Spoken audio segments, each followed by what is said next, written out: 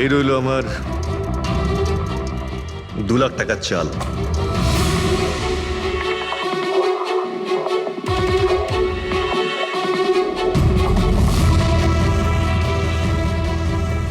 আমার 3 লাখ টাকার চাল।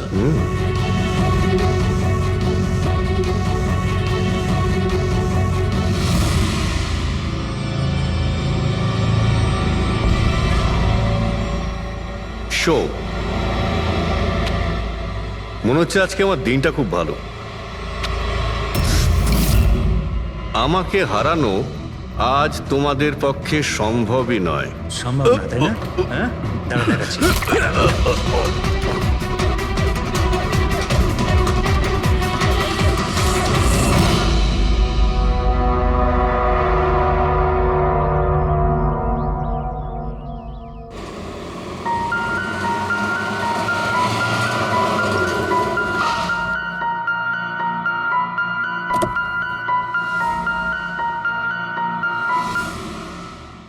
চলো বাচ্চারা,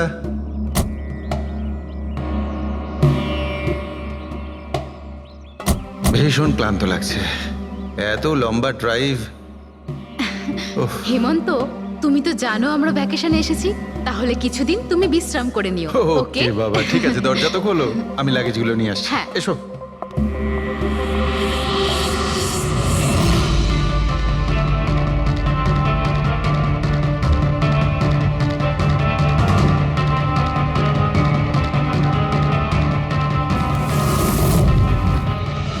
হেমন্ত, হেমন্ত তাড়াতাড়ি এদিকে এসো। এই এই দরজাটা। তুমি ওদের গাড়িতে বসাও, আমি দেখছি। হেমন্ত, সাবধানে প্লিজ। চলো চলো চলো।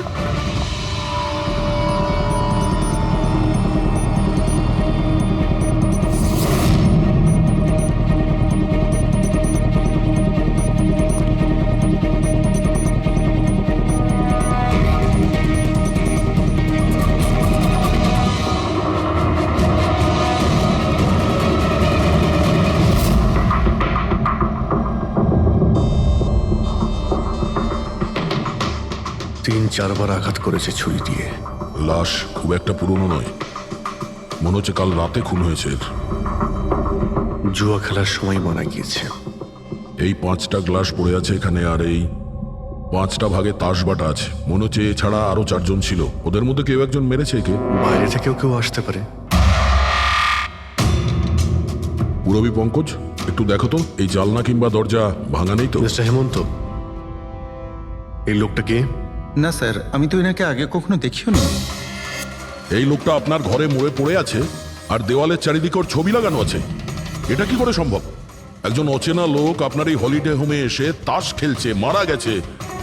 How it possible?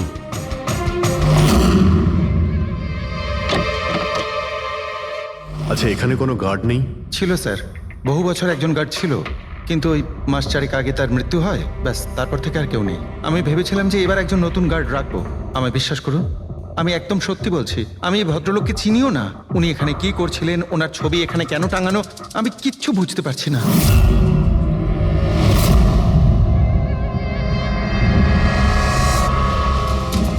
পঙ্কজ,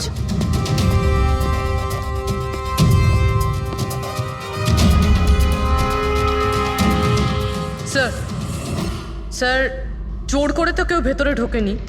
হ্যাঁ, পিছনের দরজায় তালা নেই কোনো, আর তার ছিটকানিটা বাইরে থেকে খোলা যায়। ওখান থেকে এসছে ওরা। আর স্যার, এই লিভিং রুমের যে জানলাটা আছে, এর বাইরে একটা কাটার ঝোপ আছে।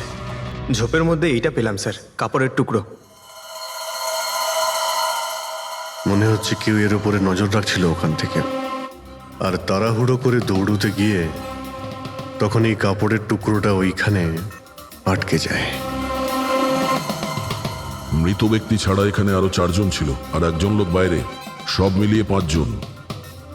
তাহলে এই ক্রাইমের অন্তত 5 জন সাক্ষী আছে।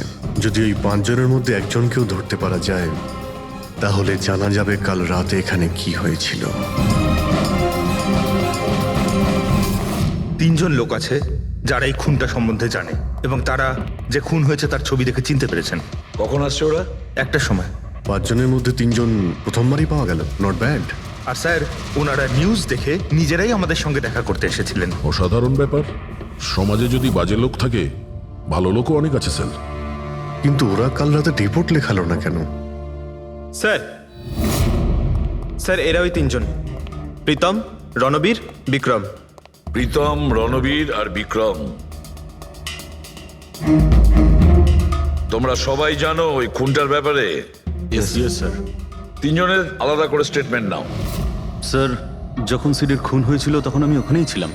সিড, ওর নাম সিড ছিল? হ্যাঁ স্যার। স্যার, আমি ওদের চিনতামও না।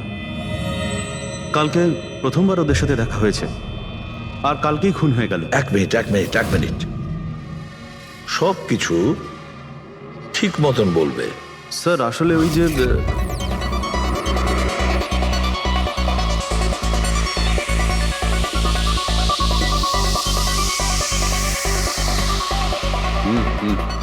Sure sir.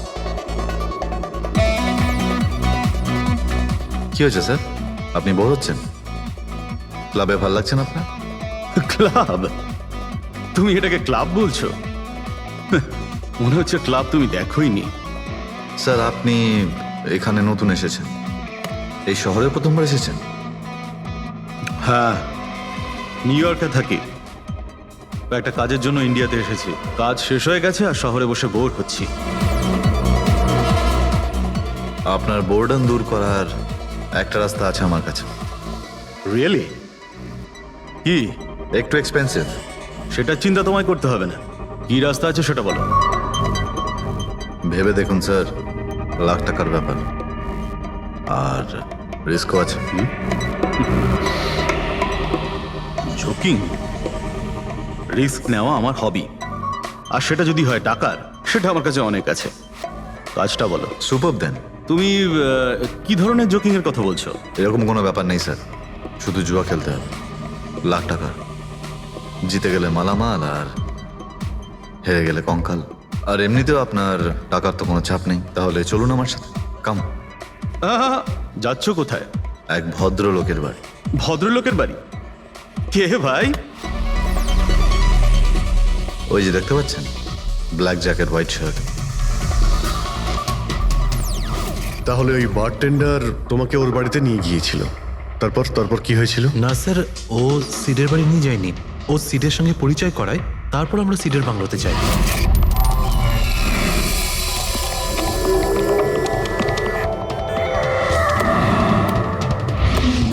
আর যখন আমরা ওখানে পৌঁছলাম তখন আগে থেকেই দুজন ওখানে ছিল।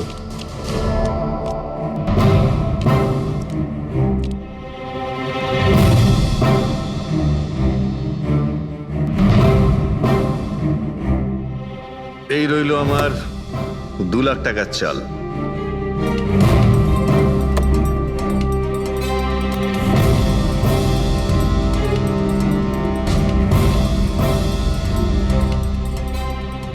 শো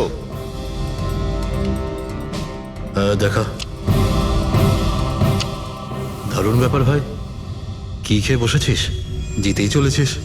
আমাদেরও বলে দে, আমরা একটু টাকা কামাই। ভাই, যদি খেলেই যেতে পারা যেত তাহলে তো কোনো কথাই ছিল না। এগুলো সব কপালের ব্যাপার, আর আজ আমার কপাল ভীষণ ভালো। সেটাই মনে হচ্ছে। তাহলে আরেকটা ডিল হয়ে যাক। হয়ে যাক।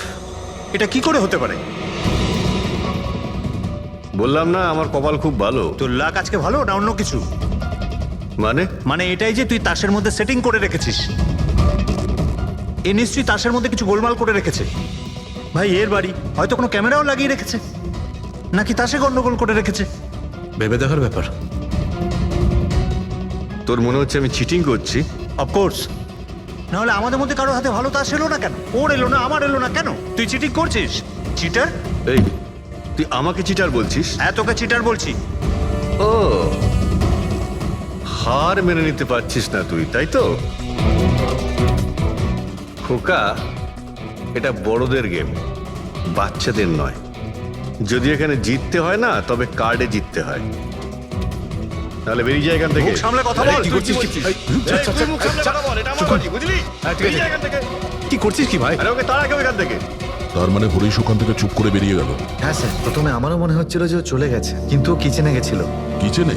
হ্যাঁ স্যার, কিচেনে। যখন ও কিচেন থেকে বেরোলো তখন ওর হাতে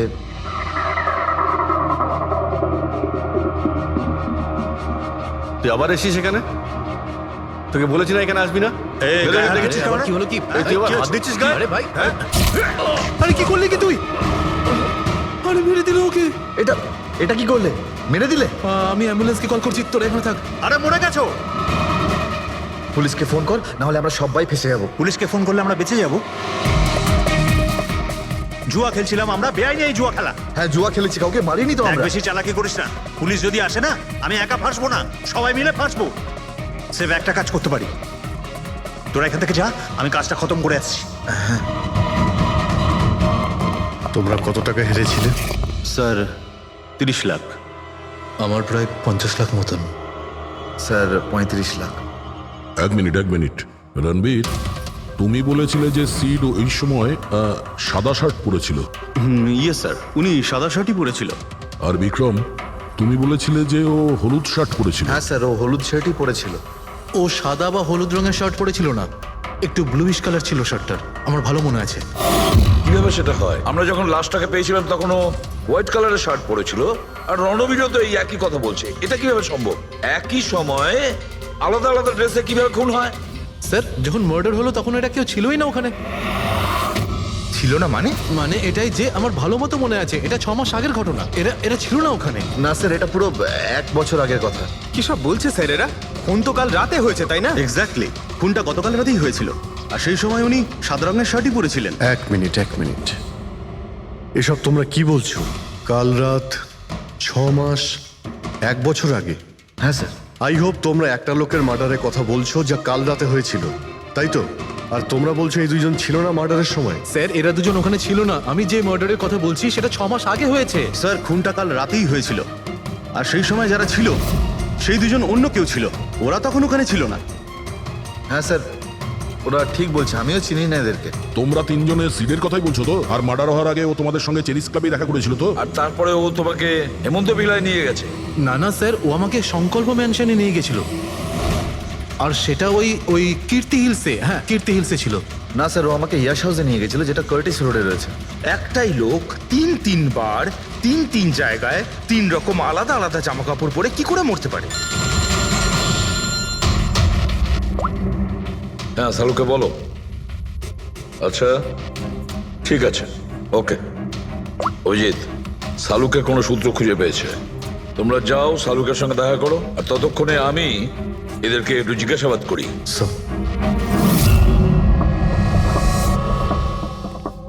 হ্যাঁ, এসো ভাই, এসো। দেখো আমি কি পেয়েছি।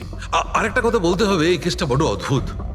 হ্যাঁ ডক্টর সালুকে, কেসটা তো খুবই অদ্ভুত, আর যেগুলো আমরা জানতে পেরেছি ওগুলো। আরে না ভাই, ওইটাও তো অদ্ভুত নয়, আমি যেটা তোমাদের বলতে যাচ্ছি সেটা অদ্ভুত। হ্যাঁ, কি হলো? তুমি এদিক ওদিক কি দেখছো? কিছু না। ঠিক তো? না, আমি আপনার কথাই শুনছি। কি বলছেন স্যার? ও আচ্ছা, হ্যাঁ, তো আমি কি বলছি? ও হ্যাঁ, অদ্ভুত। দেখো, আমি এর রক্তের সঙ্গে সঙ্গে রক্তের মতো আর একটা জিনিস পেয়েছি। রক্তের মতো? স্যার আপনার সন্দেহ একদম ঠিক ছিল, এটা ডাই ছিল। আরে সারিকা, তুমি এসে গেছো? মানে আমি বলতে চাইছি, কি বলছো তুমি? লাল ডাই? কি করে? আরে বাহ, কনসেন্ট্রেশন ফিরে পেয়েছো তুমি? আরে আমার কনসেন্ট্রেশন কোথায় গিয়েছিল? তোমরা সব সময় না আমার পিছনেই পড়ে থাকো। ও আচ্ছা। আমি সিডের বডি থেকে এই প্লাস্টিক ব্যাগটা পেয়েছি। এই ব্যাগ ওর শার্টের ঠিক নিচে ওর বডির সাথে টেপ দিয়ে আটকানো ছিল, আর এই ব্যাগটাতেই একদম রক্তের মতো ডাই রাখা হয়েছিল। এটা তো ঠিক ওই রকমই যেটা ফিল্মের শুটিং এ ইউজ করা হয়, বা হয়তো নাটকে। নাটক? হ্যাঁ, নাটকে। যতদূর আমরা জানতে পেরেছি তাতে এটা পরিষ্কার যে সিড একজন ঠক ছিল। সিডা তার সঙ্গীরা মিলে জুয়া আর মার্ডারের নাটক করে লোকেদের ঠকাতো। তার মানে এসবের মধ্যে ওই বারটেন্ডারও যুক্ত ছিল। ও জেনে বুঝে বড় লোকদের ফাঁসিয়ে এখানে এই কার্ড পাঠিতে পাঠাতো, আর তারপরে এই মার্ডারের নাটক। তো এই জন্য রণবীর, বিক্রম আর প্রীতম আলাদা আলাদা জায়গায় আলাদা আলাদা সময় এর মার্ডার দেখেছে। আর ওরা এসব অনেক আগে থেকেই করছে, কিন্তু কাল রাত ওদের নাটক বাস্তবে পরিণত হয়। প্রতিবারই একটা নতুন বাংলো, নতুন লোক ঠকানোর জন্য। আর বাকি সব সেম, একই খেলা, একই ঝগড়া, আর সেই একই সিটের মার্ডারের নাটক। লোকেদের কাছ থেকে টাকা নিয়ে পুলিশ কেসের নামে লোকেদের ভয় দেখিয়ে বের করে দেওয়া, সব কিছু সেম টু সেম। প্ল্যান তো খুব ভালো ছিল, কিন্তু কালকে হঠাৎ মার্ডার কি করে হয়ে গেল? কারণ কালকে রাতে একটা গন্ডগোল হয়েছে। মানে 1 মিনিট।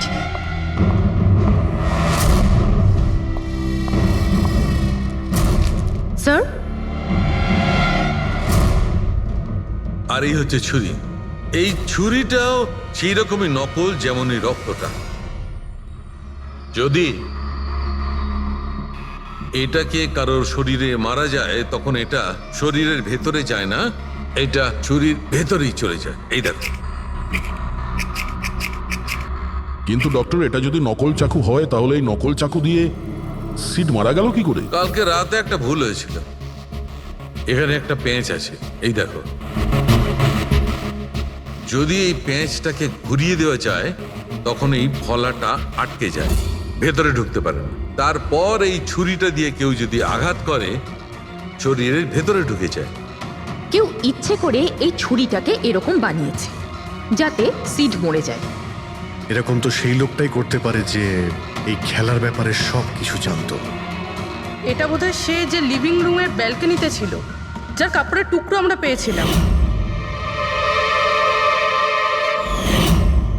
আর দ্বিতীয়ত, আমাদের খুনির কাছে সে পৌঁছবে যে বাকি লোকেদের কার্ড পার্টি পর্যন্ত পৌঁছেছে। ওই bartender Dinesh. Excuse me? I am sorry sir, এখনো ক্লাব ওপেন হতে বেশ কিছুটা সময় বাকি আছে। Sorry sir. আমরা একটা কেসের ব্যাপারে এখানে এসেছি, আমরা সিআইডি থেকে। সিআইডি? হ্যাঁ বলুন স্যার, আমি কি করতে পারি আপনার জন্য? স্টাফেদের সঙ্গে কিছু কথা আছে। স্টাফেরা এখানে আছে? এখন সবাই তো এখানে নেই, কিছু লোক আছে যারা লকার রুমে ইউনিফর্ম চেঞ্জ করছে। আপনাদের একজন বারটেন্ডার দিনেশ, সে কোথায়? ম্যাম, কাল থেকে ও কাজে আসেনি, জানি না না বলে কোথায় গেছে। আচ্ছা স্যার, ব্যাপারটা কি? ও কিছু ঘটিয়েছে নাকি? করেছে কি করেনি সেটা পরে আপনি জানতে পারবেন। আপাতত আপনি ওর অ্যাড্রেস দিন আমাদের। স্যার, ও এখানে যে অ্যাড্রেস দিয়েছিল সেটা ভুল অ্যাড্রেস। অ্যাকচুয়ালি ও যখন উধাও হয়ে গিয়েছিল এখানে অ্যাড্রেস বুক থেকে ওর সব ডিটেলস বার করেছিলাম আমি, কিন্তু তারপর দেখলাম যে অ্যাড্রেসটা ভুল। আপনি চাইলে আমি আপনাকে অ্যাড্রেসটা দিতে পারি, কিন্তু আমার মনে হয় না আপনি ওকে ওখানে খুঁজে পাবেন। আপনি যখন কাউকে কাজে রাখেন তখন তাদের ডিটেলস নিয়ে রাখেন না? আপনি কি জানেন আপনার এই বারকে সামনে রেখে ও লোককে ঠকাতো? হোয়াট? আর আমরা এখন ওকে একটা খুনের ব্যাপারে খুঁজছি। Murder? I am sorry ma'am, আমি সত্যি জানতাম না। সেই জন্যই আগে থেকে ভালো করে খোঁজ নিতে হয়। রুলসগুলো আপনার ভালো করে ফলো করা উচিত ছিল। আগে থেকে এগুলো করলে আজকে এরকম প্রবলেম হতো না। I am sorry sir. আচ্ছা, এই দিনের সম্পর্কে আর কি বলতে পারো? কিছু জানো ওর সম্পর্কে? না স্যার, তেমন বিশেষ কিছু নয়, কারণ ও খুব কম কথা বলতো, বেশিরভাগ চুপ করেই থাকতো। সেই জন্য ওর বন্ধু কম ছিল, শুধু এক মেয়ে ছাড়া, মানসী। ও এখানে ওয়েট্রেসের কাজ করে। ওদের মধ্যে ভালো ভাব ছিল, যদিও ওরা দুজনে কোনোদিন এটা প্রকাশ করেনি, কিন্তু আমার মনে হয় যে ওদের মধ্যে প্রেমের সম্পর্ক ছিল। তো আপনি মানসীকে জিজ্ঞেস করেননি কি ছিল ওদের মধ্যে? জিজ্ঞেস করেছিলাম ওকে, কিন্তু ও নিজেও জানে না। কোনো ব্যাপার না, মানুষকে একবার ডাকুন তো। ঠিক আছে স্যার। স্যার, মানসী।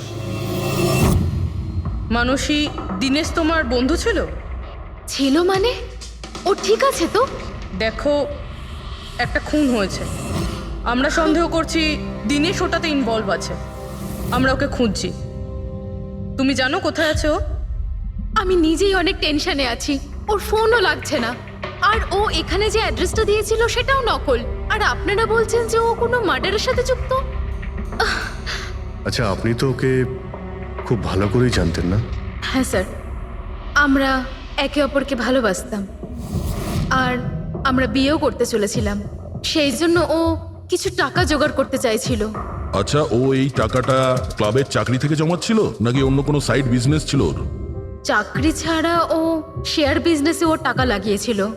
আর আমাকে বলতো যে ও অনেক টাকা রোজগার করছে, আমাকে দামি দামি গিফট দিত, আর দামি দামি রেস্টুরেন্টও নিয়ে যেত। তো ও তোমায় ওর ঠকানোর বিজনেসের ব্যাপারে কিছুই বলেনি?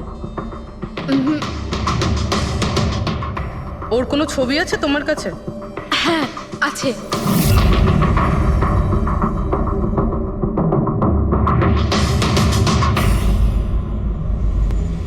স্যার এই দিনেশ তো নিরুদ্দেশ, কিন্তু ওর ছবি আমরা পেয়েছি। এটাকে আমরা সার্কুলেট করে দিচ্ছি। হ্যাঁ করাও অভিজিৎ, করাও। তিনজনের স্কেচ তো করা হচ্ছে। একটা কথা তো পরিষ্কার যে চারজন সবাই একসঙ্গে কোনো গর্তে লুকিয়ে বসে আছে। হ্যাঁ স্যার। স্যার এরা ঠক কিন্তু খুনি নয়। ভুল করে এদের হাতে খুন হয়ে গেছেন। 100% এটা ভয় পেয়েই কোথাও লুকিয়ে রয়েছে। ব্যাস এই ভয়টাকেই আমাদের কাজে লাগাতে হবে। এমন ভাবে ভয় দেখাতে হবে যে ওরা নিশ্চয়ই কোনো ভুল করে থাকবে আর আমরা খাপ করে ধরে ফেলবো। স্যার স্যার হ্যাঁ স্কেচ তৈরি। ওকে স্যার হ্যাঁ এই তিনজনই জুয়ারি, আর যে ছুরি মেরেছে সে হলো হরিশ। একটা কাজ করো, এই তিনটে স্কেচই আর ওই বারটেন্ডারের ছবি প্রতিটা police station, railway station, bus stand, লজে সব জায়গায় পাঠিয়ে দাও। আর সমস্ত নিউজ চ্যানেলেও পাঠিয়ে দাও। আর ওদেরকে জানিয়ে দাও যে 24 ঘন্টা যেন এদের ছবি দেখানো হয়। প্রত্যেকটা বাড়িতে এদের ফটো দেখাতে হবে। তারপরে দেখবো কতদিন লুকিয়ে থাকে আমাদের হাত থেকে। এই 4টে ফটো খুব ভালো করে দেখুন। এই 4 জন এই হত্যাকাণ্ডে জড়িত। এদের ব্যাপারে কোনো রকম সূত্র বা কোনো রকম খবর পেলে সিআইডি কে এই নাম্বারে খুব তাড়াতাড়ি যোগাযোগ করবেন। এরা খুবই ভয়ানক। এরা সবাই ইন্ডাস্ট্রিয়ালিস্ট হেমন্ত কুমারের ফার্ম হাউসে নিজেরই এক বন্ধুকে খুন করে পালিয়ে গেছে। পুলিশরা অনেকক্ষণ ইনভেস্টিগেশন করার পরেও সেখান থেকে কোনো কিছুই খুঁজে পাওয়া যায়নি। সিআইডি এদের সবাইকে খুঁজছে। এই হলো এদের ফটো।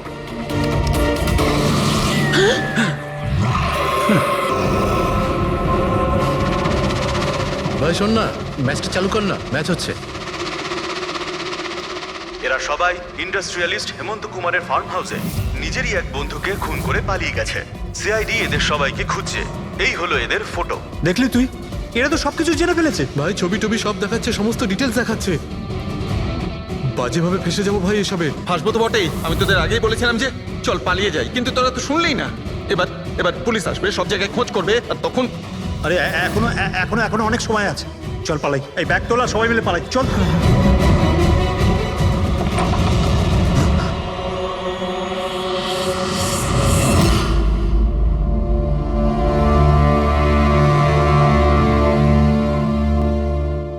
স্যার সিট তো আমার খুব ভালো বন্ধু ছিল, আমার পার্টনার ছিল, সব কিছু ঠিকঠাক চলছিল।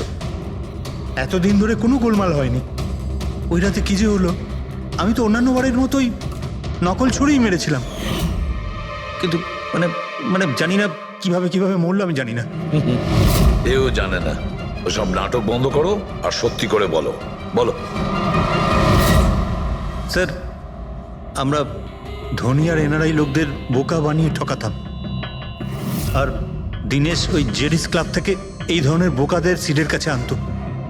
তারপর আমরা সেই বড় লোক এনআরআই লোকগুলোকে কোনো খালি নির্জন বাংলোয় নিয়ে যেতাম, যেটা আমরা প্রথম থেকেই সিডের বাংলোর মতো সাজিয়ে রাখতাম। হ্যাঁ স্যার, আমার একটা বিজনেসও আছে স্যার, রিয়েল এস্টেটের বিজনেস। তাই স্যার এই কাজের জন্য এরকমই খালি শুনশান বাংলোর খোঁজ করতাম আমি স্যার, আর তারপর অ্যাভেলেবেল করাতাম এই কাজের জন্য স্যার। স্যার প্রথমে আমরা মুরগিকে জিততে দিই, আর তারপর যখন সে ভরসা পেয়ে যায় তখন সিট জেতা শুরু করে দেয়। এই সব কিছু প্ল্যান থাকতো স্যার, সিট জিততেই থাকতো, আর ওরা আমার মধ্যে ঝগড়া শুরু হতো, আর আমি রেগে গিয়ে ওকে খুন করে দিতাম, মানে মিথ্যে করেই। এসব দেখে ধনী এনআরআই লোক ঘাবড়ে যেত আর ওদের টাকা পয়সা ফেলে পালিয়ে যেত। ওঠে পর নাটক শেষ, চলে গেছে ও।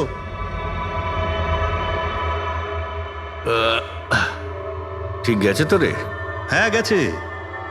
উফ, আরে লেগে যাবে পাগল।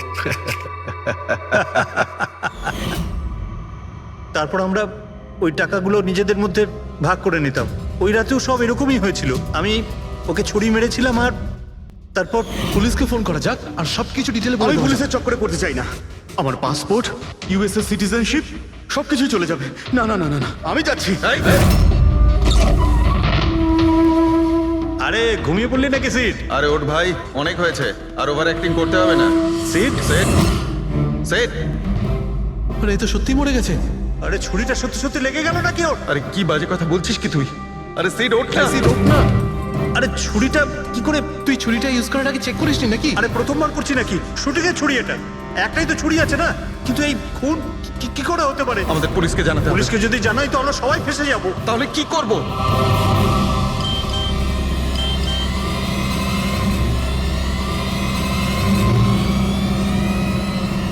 তোর খেলাটা ভেস্তে গেছে ভাই। কি? এই এই এটা দেখ, এই দেখ ফটো আছে। আরে আমি এই ফটোগুলো এখনই পাঠাচ্ছি পুলিশের কাছে অ্যাড্রেস সহ, ওরা এক্ষুনি ওখানে এসে পড়বে। তোর খুব শখ হয়েছিল না খেলার, এবার দেখি পুলিশের সাথে কেমন লুকোচুরি খেলিস। তুমি বলছো যে তোমরা ওখানে টাকা ফেলে পালিয়ে গিয়েছিলে? হ্যাঁ স্যার, পুরো 90 লাখ টাকা ছিল স্যার। আমরা সব ফেলে পালিয়েছিলাম। কিন্তু আমরা তো ওখানে কোনো টাকা পাইনি। আমি কিছু জানি না ম্যাম, ওই টাকাটা কোথায় গেছে, ওই নকল ছুরিটাই বা আসল কি করে হয়ে গেল, সিডের খুন কি করে হয়ে গেল, আমি কিচ্ছু জানি না ম্যাম। কেউ তোমাদের জালে তোমাদেরই ফাঁসিয়ে দিয়েছে, বুঝেছ? দেখো, এমন কেউ আছে যে তোমাদের এই খেলার ব্যাপারে সব কিছুই জানতো, ওই ছুরিটা নিয়ে কোনো গন্ডগোল করেছিল আর তাতেই সিট মারা যায়। আর ওই দিনেশ, ও কোথায়? সিড মারা যাওয়ার পর আমি দিনেশকে ফোন করেছিলাম, আমার কথা শুনে ও খুব ঘাবড়ে গেছিল, বললো কি যে ওই শহর ছেড়ে চলে যাবে। দিনেশ তো তখন থেকেই উধাও। তাহলে কি পুরো প্ল্যানটা আবার দিনেশ করেনি তো? ওখানে রণবীরকে পাঠায় আর হরিশের ছুরিটাই চেঞ্জ করে দেয়, আর তারপরে দিনেশ ব্যালকনিতে লুকিয়ে পড়ে। আর ওখান থেকে দিনেশ ফটো তুলেছে স্যার, আর হরিশকে পাঠিয়েছে, আর তারপর বলেছে যে পুলিশ আসছে, তাই এরা সব ভয় পালিয়ে গেছে। 90 লক্ষ টাকা ছেড়ে পালিয়ে গেছে। তার মানে দিনেশ আমাদের সাথে বেইমানি করেছে। বাহ, সবাইকে ঠকায় যে লোক, যখন তাদের সাথে এরকম হলো খারাপ লাগছে।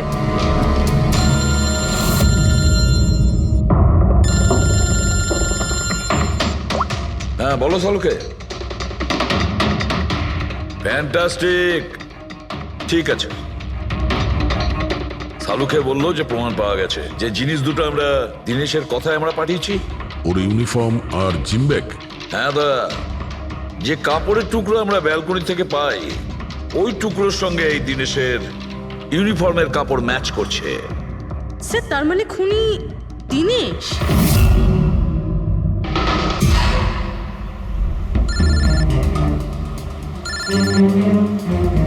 এসিপি স্যার, হ্যালো, কি জিটি রোড? ঠিক আছে স্যার, ওকে ওকে। জিটি রোডে যেতে হবে। দিনেশকে জিটি রোডের বাজারে দেখা গেছে।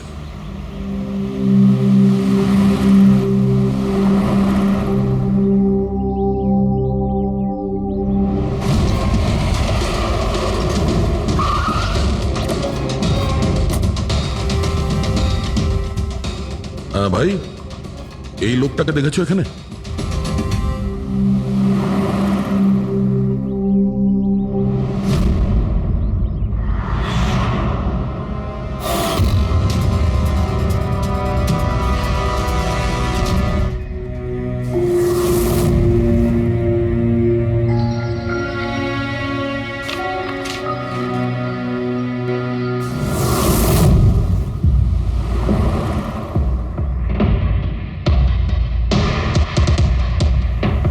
আচ্ছা, এই যে দাদা, একে দেখেছেন? হ্যাঁ দেখেছি তো। কোথায়? ওই তো ওখানে দাঁড়িয়ে রয়েছে। আগে? হ্যাঁ আগে। থ্যাঙ্কস থ্যাঙ্কস, চলো। মা, বাবা, আমায় ক্ষমা করে দিও। আমি তোমাকে অনেক কষ্ট দিয়েছি, তোমাদের মান সম্মান ডুবিয়ে দিয়েছি, কিন্তু একটা সত্যি কথা, আমি খুনি নই, আমি কাউকে খুন করিনি। আমি শুধু একটু টাকা ইনকাম করতে চেয়েছিলাম, কিন্তু আমি জানতাম আজ নয়তো কাল পুলিশ আমাকে ধরেই নেবে, এটা হওয়ারই ছিল।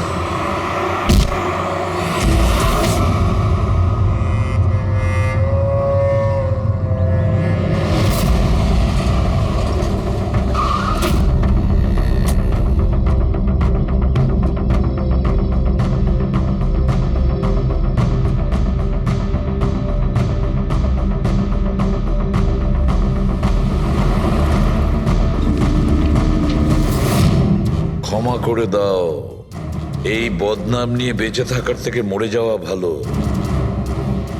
স্যার আমরা সিসিটিভি ফুটেজ চেক করে দেখেছি, ওকে দেখে ওখানে ডিপ্রেসড মনে হচ্ছিল। স্যার মনে তো হচ্ছে না কেউ ওকে ফোর্স করেছিল, ও নিজের ইচ্ছেতেই মারা গিয়েছে। সুইসাইড নোট পড়ে তো মনে হচ্ছে স্যার ও এই কাজের ব্যাপারে খুব লজ্জিত ছিল। ও এ ব্যাপারে জড়িত তো ছিল, কিন্তু সিটকেও মারেনি। স্যার দিনেশ নয় তো আর কে হতে পারে? এদের এইসব খেলার ব্যাপারে আর তো কেউ জানতোই না। এরকম ব্যাপার নয় তো যে এরা যাদেরকে ঠকিয়েছিল ওদের মধ্যে কেউ এদের থেকে প্রতিশোধ নিচ্ছে? হতে পারে। একটা কাজ করি, আমরা বোর্ডের ওপর পুরো সাসপেক্টদের নাম লিখি, ওদের ফটোগুলো ওই সাসপেক্ট মানে ওই এনআরআই যাকে হরিশ আর তার দুই বন্ধু মিলে ঠকিয়েছে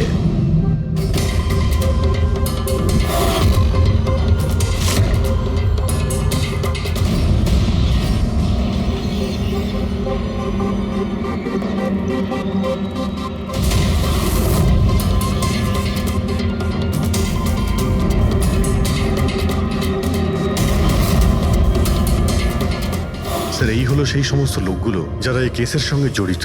অভিজিৎ, খোঁজ নিতে হবে খুনের সময় এরা কোথায় ছিল। পুরো ইনফরমেশনটা আমরা এয়ারপোর্ট ইমিগ্রেশন থেকে পেয়ে যাব। স্যার এই ফটোগ্রাফে যে 8 জন লোক আছে সেই সময় তারা ইন্ডিয়াতে ছিলই না। ইনফ্যাক্ট বেশিরভাগ লোকই এই ঘটনার পরে ইন্ডিয়াতে ফেরেইনি। শুধু এই 4 জন ছাড়া এই 3 জন সাক্ষী, বিক্রম, রণবীর, প্রীতম আর মিস্টার রানা। স্যার এক্ষুনি আমি মিস্টার রানার বাড়িতে ফোন করেছিলাম, ওনার ওয়াইফ ধরেছিলেন। বললেন যে 3 বছর আগে উনি মারা গেছেন, আর 3 বছর আগে এরা ওনাকে ঠকিয়েছিল। উনি এই গিল্ট ফিলেই ভুগতেন যে ওনার সামনে কেউ খুন হয়ে গেছিল আর উনি কিচ্ছু করতে পারেননি, যার জন্য উনি নেশার কবলে পড়েন। আর তাহলে বাকি থাকলো 3 জন সাসপেক্ট, প্রীতম, রণবীর আর বিক্রম। প্রীতম আর বিক্রম এরা তো দেশের মধ্যেই ছিল, কিন্তু এই শহরে ছিল না। এবার এই রণবীরই শুধু বাকি থাকলো। রণবীর তো নিজেই ওখানে ছিল, ওই ফটোতেও ছবি আছে। হ্যাঁ স্যার, ও একই সাথে ব্যালকনি আর হল তাতে থাকতে পারে না, এটা অন্য কেউই হবে। তাহলে কে হতে পারে এই খুনি? পঙ্কজ, মিস্টার রানা 3 বছর আগে মারা গেছেন, ওনার পুরো ডিটেলসটা আমার চাই। স্যার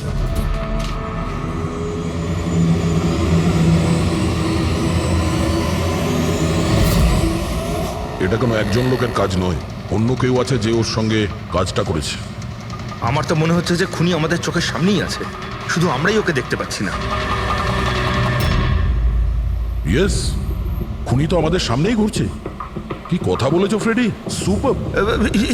আমি স্যার? হ্যাঁ তুমি।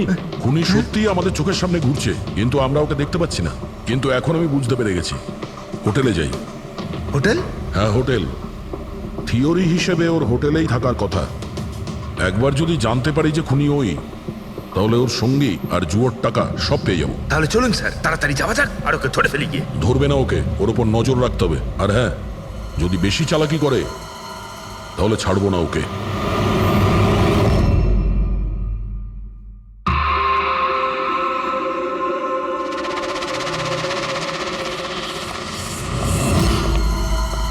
Excuse me. হ্যাঁ স্যার। আমি আপনার ফোন থেকে একটা ফোন করতে চাই। করুন স্যার। ওয়েল, আমার একটু প্রাইভেট কথা ছিল আর কি। এছাড়া কি আপনার কাছে অন্য কোনো ফোন আছে? স্যার ওইটাই চলে যান, ওটা থেকে কথা বলে নিন। Thank you. Thank you.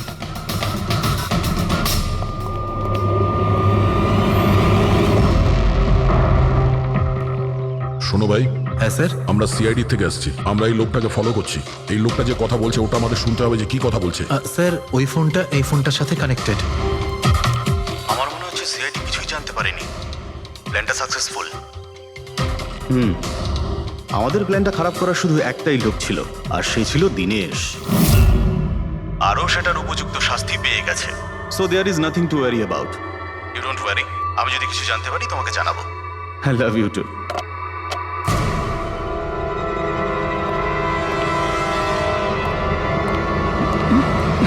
এই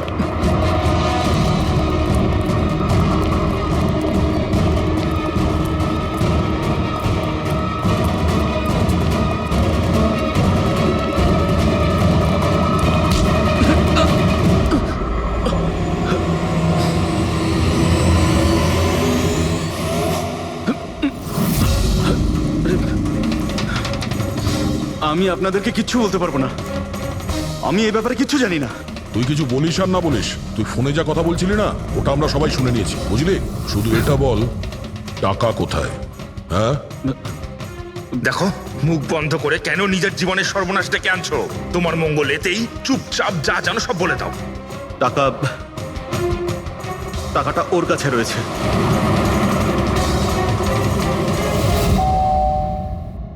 একটু দেখ তো মা, কে বেল বাজাচ্ছে? হ্যাঁ মা।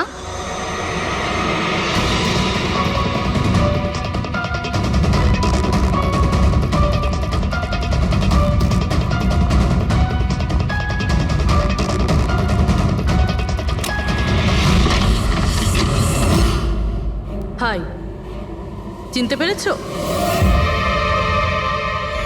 স্যার, মানসী। অ্যাকচুয়ালি আমরা আপনার বাড়ির তল্লাশি নিতে চাই। Search warrant. কি ব্যাপার, আপনারা কারা? সিআইডি, আমাদের কাছে আপনার বাড়ির তল্লাশির অর্ডার আছে। কিন্তু আমরা কি করেছি? আপনারা এখানে কেন এসেছেন? খুব তাড়াতাড়ি জানতে পারবে। চেক করো।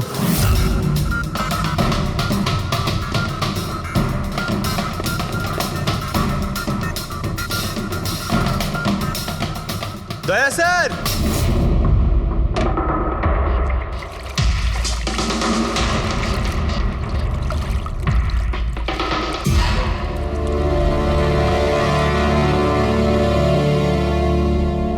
চলো। এই নোটগুলোতে রক্ত লেগে রয়েছে।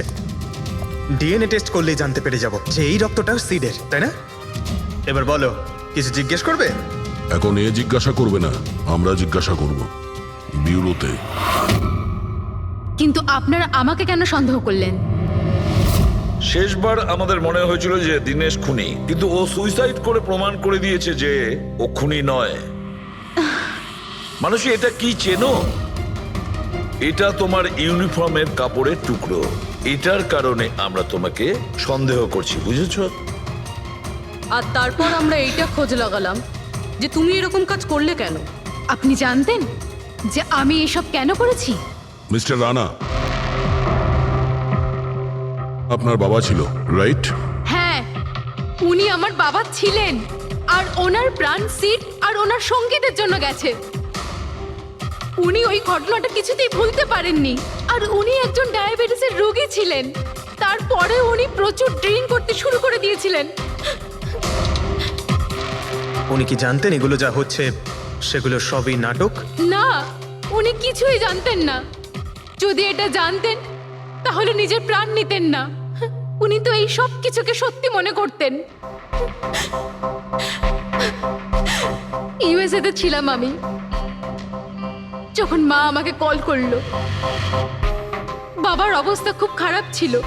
যখন আমি ইন্ডিয়া আসলাম তখন উনি আমাকে বললেন যে আমাকে ওনার কোনো অসম্পূর্ণ কাজ পূর্ণ করতে হবে আর ওনার অপরাধীদের শাস্তি দিতে হবে।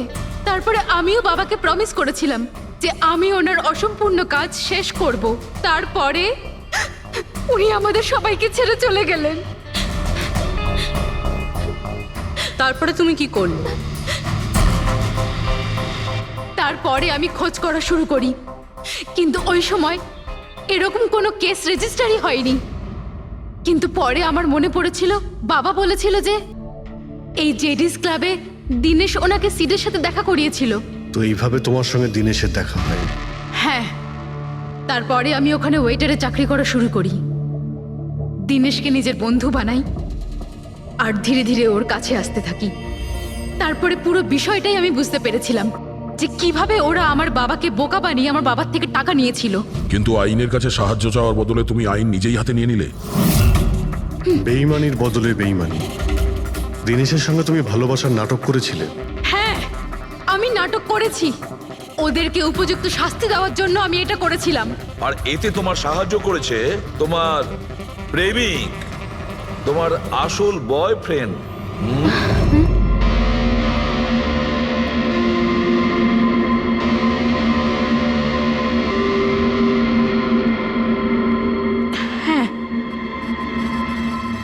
আমরা দুজনে মিলে প্ল্যান করেছিলাম। রণবীর ওই রাতে জেনে বুঝে বোকা হয়েছিল। আর ওই ছুরি ছুরিটাকে খারাপ করেছিল? যদি এই পেঁচটাকে ঘুরিয়ে দেওয়া যায় তখন এই ফলাটা আটকে যায়। ওই ছুরিটাকে আমি খারাপ করেছিলাম, আর ব্যালকনি থেকে লুকিয়ে ফটো আমিই নিয়েছিলাম। তারপরে আমি ওই ফটো হরিশকে পাঠিয়েছিলাম, আর ওদেরকে ওখান থেকে তাড়িয়ে দিলাম, আর আমি টাকাগুলো নিয়ে ওখান থেকে বেরিয়ে পড়লাম। আমি আমার বাবাকে দেওয়া প্রমিস পূরণ করেছি।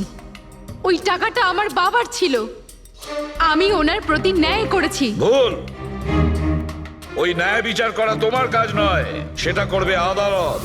তুমি আইন নিজের হাতে নিয়েছিলে, আর একটা খুব মস্ত বড় অপরাধ করেছো।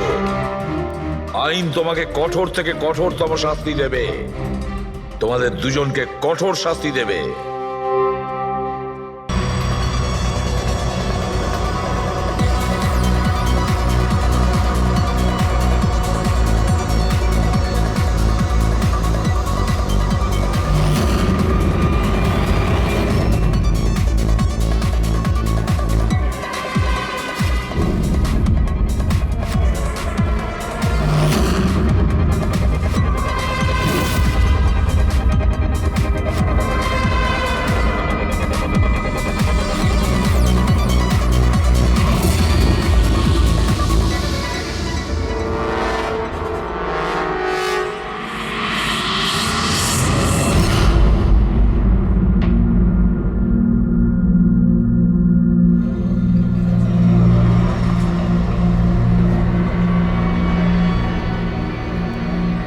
Hello, high.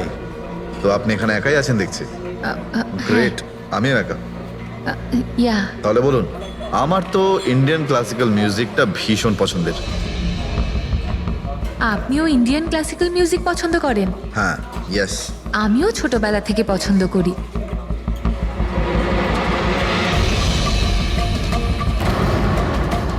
কি হলো, আপনি বারবার ওদিকে তাকিয়ে আছেন কেন? আপনার মতো সুন্দরী আরো কেউ আসতে চলেছে নাকি এখানে? হ্যাঁ, না না না, এমনি। Excuse me. Yeah, sure.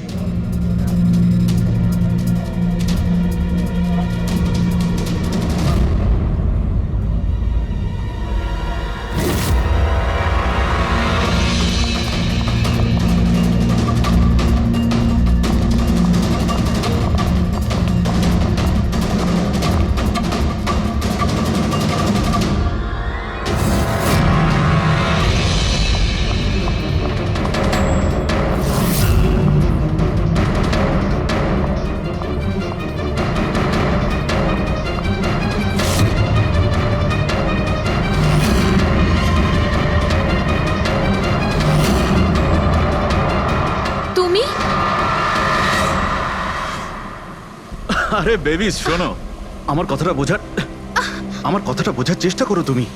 এছাড়া আমাদের কাছে আর কোনো উপায় নেই। যদি তুমি আমার সাথে গোটা জীবনটা কাটানোর চেষ্টা করো, তাহলে কিন্তু আমাদের বাড়ি থেকে পালাতেই হবে। তুমি না ফিল্ম দেখা বন্ধ করো। যদি ধরা পড়ে যায় তাহলে আমাদের বাবা আমাদের দুজনকে মেরে এই সমুদ্রেই ভাসিয়ে দেবে। কিন্তু উনি তো আমাদের বিয়েতে রাজি হচ্ছেন না, তাহলে কিছু তো করতে হবে। কিছু না, আমি তোমার সাথে কথাই বলবো না। আইসক্রিমটা ধরো আর যাও এখান থেকে। আরে আকাঙ্ক্ষা, আকাঙ্ক্ষা, আকাঙ্ক্ষা, শোনো না। আকাঙ্ক্ষা, আকাঙ্ক্ষা, শোনো। আকাঙ্ক্ষা, আরে আকাঙ্ক্ষা,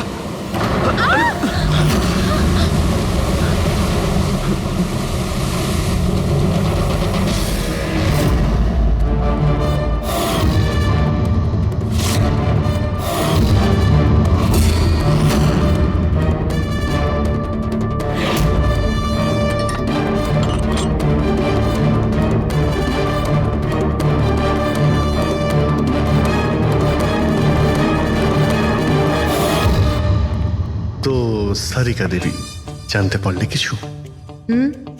সবকিছু। তাহলে বলে ফেলো, দেরি করে আর। ভাই, আমিও তো আছি। আচ্ছা, তাহলে আপনি শুরু করে দিন। আমিও শুরু করব। হ্যাঁ, নিশ্চয়ই। হ্যাঁ, গুড। তবে এবার দেখো, এটা তো তোমরা তখন জেনেই গেছো যে এই মেয়েটাকে গলা টিপে মারা হয়েছে। এর গলার চিহ্নটা দেখে তো তোমরা বুঝতেই পেরেছো, তাই না? হ্যাঁ ডক্টর, আমরা জানি একে গলা টিপেই খুন করা হয়েছে। হ্যাঁ হ্যাঁ, ওর মৃত্যু গলা টেপার জন্যই হয়েছে। আর গলা কোনো বেল্ট দিয়ে টেপা হয়েছিল। সেটা কি করে জানা গেল? দেখো, এর গলার ওপর যে চিহ্নটা রয়েছে সেটা তো এই রকম চওড়া, আর মন দিয়ে দেখো কোথাও কোথাও গাঢ় আছে আর কোথাও কোথাও হালকা। আর যদি কোনো দড়ির মতো কিছু দিয়ে করা হতো তাহলে এই চিহ্ন এত চওড়া হতো না, এই বেল্টের মতো। আর পুরো গলাটাতে একই ধরনের হতো, কোথাও হালকা আর কোথাও গভীর, এরকম নয়। এক্সিলেন্ট! কি অসম্ভব ইন্টেলিজেন্ট আপনারা। ডক্টর সালুখে, পরের জন্মে আমি ফরেনসিক এক্সপার্টই হব। আরে ভাই ফ্রেডি, তুমি পরের জন্মের কথা কেন বলছো? এই জন্মটাই তাকে সামনে নাও না। আরে পরের জন্মের কথা ভাবছে। হ্যাঁ, আমি কি যেন বলছিলাম? আরে আপনি ওই গলা বেল্ট গলা ওই হ্যাঁ, বেল্ট। দেখো, বেল্ট দিয়ে এইভাবে গলাটা চেপে ধরেছে, আর পরে একে পেছন থেকে মাথার পেছন দিকে কোনো ভারী জিনিস দিয়ে আঘাত করা হয়েছে। ডক্টর সালুখে, খুনি যদি একে গলা টিপেই মেরে থাকবে তাহলে পেছন থেকে মাথায় বাড়ি মারলো কেন? আরে ভাই, খুনি চাইনি যে কোনো ভাবেই হোক মেয়েটা যেন বেঁচে না যায়। কখন মারা গিয়েছিল? রাতে 12টা থেকে 2টোর মধ্যে। রাত 12টা থেকে 2টো? এত রাতে এই মেয়েটা কি করছিল? স্যার, হতে পারে যে এ কোনো কল সেন্টারে কাজ করে, নাইট শিফটে। তাছাড়াও এর আইডেন্টিটি তো আমরা জানতে পারিনি। না না, এরকম মনে হচ্ছে না যে ও কল সেন্টার থেকে আসছিল। মেয়েটার জামা কাপড় দেখে মনে হচ্ছে হয়তো কোনো পার্টির থেকে আসছিল, আর বাড়ি ফেরার সময়। ঠিক ঠিক, সারিক একদম ঠিক কথা বলছে। এ কোনো পার্টিতেই গেছিল, কারণ এর পেট থেকে আমরা মেক্সিকান ফুডের পার্টিকেলস পেয়েছি আর কফি। মেক্সিকান খাবার? হ্যাঁ, এসবই দেখাচ্ছি, এসব। এই দেখো, এইগুলো আমরা টেস্ট করেছি, আর এর দ্বারাই জানতে পেরেছি ওই যে ফুড ছিল সেটা মেক্সিকান ফুড ছিল। কি কি খেয়ে থাকতে পারে এই মেয়েটা? অ্যাভোকাডো, টমেটো, পেঁয়াজ, চিপস, আর ও হয়তো কফিও খেয়েছিল, কারণ আমরা ভেজিটেবল অয়েল আর কর্নেরও অংশ পেয়েছি। আর একটা সবচেয়ে বড় কথা, এর খাবারের মধ্যে আমরা নাইট্রোজেনের ট্রেসেসও পেয়েছি। অদ্ভুত ব্যাপার, খাবারে নাইট্রোজেন! হ্যাঁ ফ্রেডি, আজকাল ট্রেনটাই এইরকম পড়েছে। সবাই আজকাল এই ধরনের সায়েন্টিফিক খাবারই খাচ্ছে। হ্যাঁ, তো এই মেয়েটা এমন একটা রেস্টুরেন্টে খাবার খেয়েছিল যেখানে সায়েন্টিফিক ভাবে মেক্সিকান খাবার বানানো হয়, যা শরীরের পক্ষে খুবই ভালো। এমন রেস্টুরেন্ট তো শহরে খুব বেশি থাকার কথা নয়।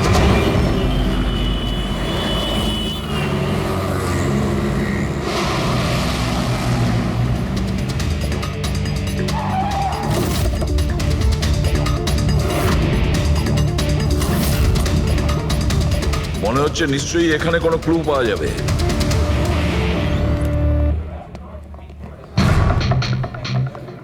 আসুন স্যার, এখানে বসুন। আচ্ছা, আপনি এটা বলুন তো যে এই মেয়েটা আপনাদের এখানে খাবার খেতে এসেছিল? আপনারা আসলে কে? সিআইডি। এখন আর কোনো কথা নয়, শুধুমাত্র ঠিকঠাক জবাব দাও। হ্যাঁ স্যার, কাল রাতেও এখানে এসেছিল, কিন্তু স্যার সিআইডি ওকে কেন খুঁজছে? একে আমরা খুঁজছি না, এর খনিকে খুঁজছি। খুন হয়ে গেছে বেচারি। একটা কথা বলুন, এই মেয়েটা কি একা এসেছিল নাকি অন্য কেউ সঙ্গে ছিল?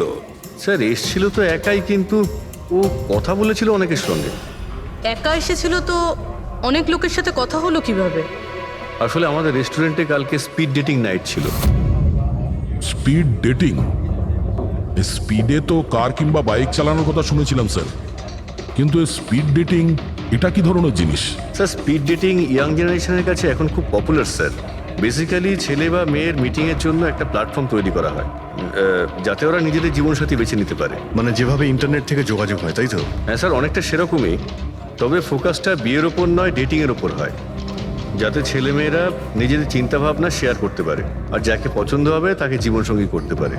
মানে যে কেউ যে কোনো লোকের সঙ্গে কথা বলতে পারে, আলাপ করতে পারে আপনাদের এই স্পিড ডেটিং এর মাধ্যমে? হ্যাঁ স্যার, প্রত্যেকটা মেয়ে আলাদা আলাদা টেবিলে বসে, আর ছেলেদের কাছে 5 মিনিট সময় থাকে তাদের সঙ্গে কথা বলার জন্য। মেয়েরা কথাবার্তার ভিত্তিতে তাদের লিস্ট থেকে 10-এর মধ্যে মার্কস দিতে থাকে ছেলেদের, আর ডেটিং এজেন্সি এই মার্কসের ভিত্তিতে ছেলে মেয়েদের জীবনসঙ্গী বেছে দেয়। আচ্ছা, কতজন এসেছিল এই আপনাদের স্পিড ডেটিং এ? স্যার 10টা ছেলে আর 10টা মেয়ে ছিল। খুব ভালো ইভেন্ট হয়েছিল স্যার।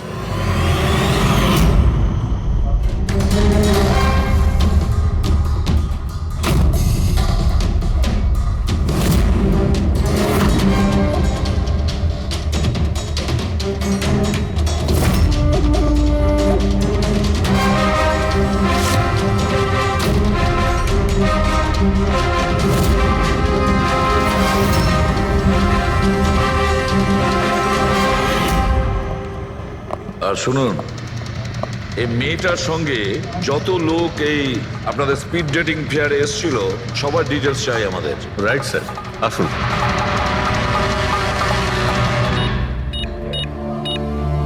স্যার এই হলো এই ম্যাডামের ডিটেলস। মিস মালা বিরমানি, অ্যাড্রেসটা হলো A/231B ইউক্যালিপ 1111, ফোন নাম্বার 6528119991। এই সব কিছু ডিটেলস চাই আমাদের। আচ্ছা, ওই মেয়েটা কালকে মেক্সিকান খাবারের সঙ্গে কফিও খেয়েছিল কি? না স্যার, কফি তো পাওয়াই যায় না আমাদের রেস্টুরেন্টে।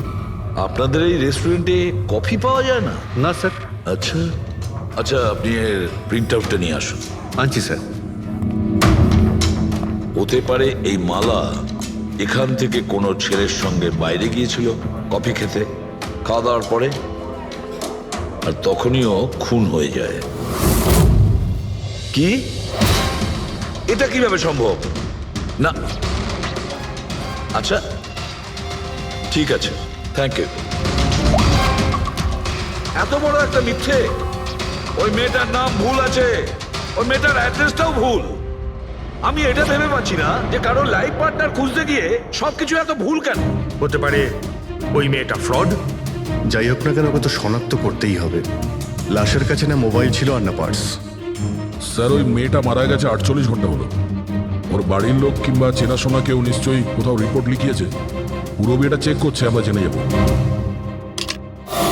গোরেগাঁও পুলিশ স্টেশন মালা নামের কোনো মেয়ের মিসিং কেস ফাইল করা হয়েছে?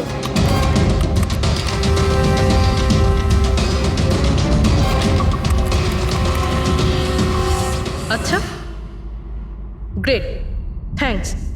আপনি আমাকে কমপ্লেনের ফাইল পাঠাতে পারবেন? আর হ্যাঁ, প্লিজ আপনি ওর পরিবারকে কিছু জানাবেন না। স্যার। হ্যাঁ স্যার, মেয়েটার আসল নাম মালিনী, আর মরুর এলাকাতে ওর মিসিং কমপ্লেন ফাইল হয়েছিল। মিসিং কমপ্লেন ওর স্বামী আর শ্বশুর শাশুড়ি করেছে স্যার। কি? একজন বিবাহিত মহিলা, সে স্পিড ডেটিং এ? সেটাই তো, আর সেটাও আবার কোনো নকল নাম দিয়ে। হ্যাঁ বলুন। সিআইডি।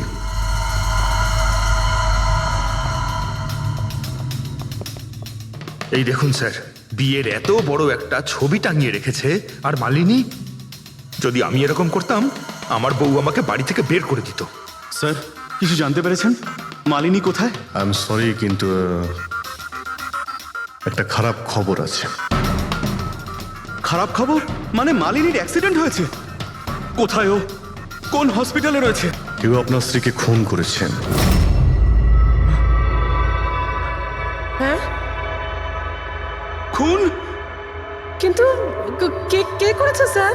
দেখুন, এখন যে কথাটা আপনাদের বলতে যাচ্ছি সেটা শুনে হয়তো আপনারা আরো কষ্ট পাবেন।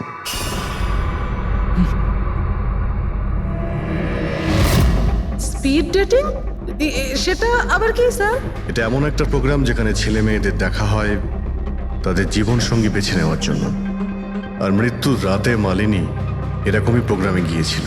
আমার পোড়া কপাল, আমার ছেলে ঘরে থাকতে ও আরেক জীবন সঙ্গী খুঁজতে চলে গেল। ব্যাস, এটাই তো বাকি ছিল। বংশের নাকে ঝমা কষে দিয়েছে ও। স্যার, মনে হচ্ছে আপনাদের কিছু একটা ভুল হচ্ছে। আমাদের বিবাহিত লাইফ তো খুব ভালোই চলছিল, তাহলে ওর নতুন পার্টনারের কিসের প্রয়োজন পড়লো? আফসোস এটাই যে এই প্রশ্নের উত্তর দেওয়ার জন্য মালিনী এখন বেঁচে নেই।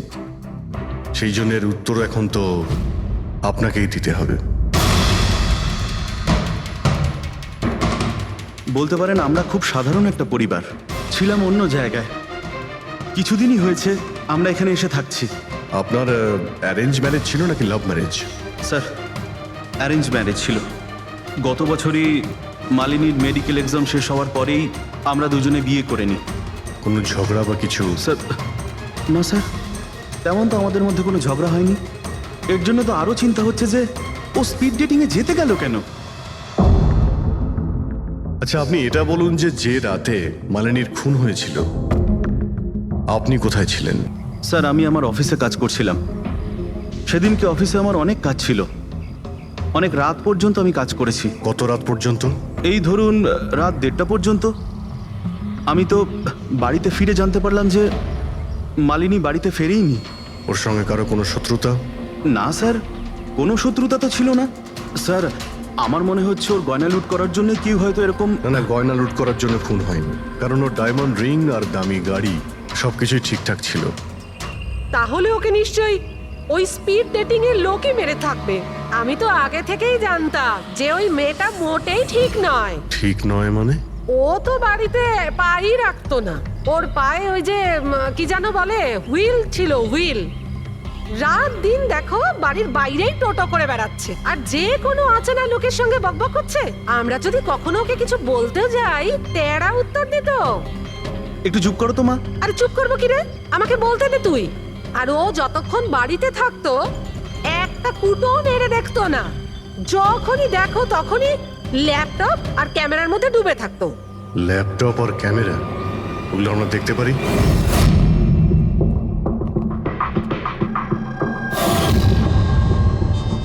স্যার এই হলো ওর ল্যাপটপ। আর এই ক্যামেরাটা কোথায়? ক্যামেরা স্যার, আমার মনে হয় না যে মালিনী ওর স্বামীকে ঠকাচ্ছিল। ও অন্য কোনো উদ্দেশ্যেই ওখানে গিয়েছিল। উদ্দেশ্য কি ছিল সেটা এই ক্যামেরা ল্যাপটপ থেকে জানতে পারাই যাবে। স্যার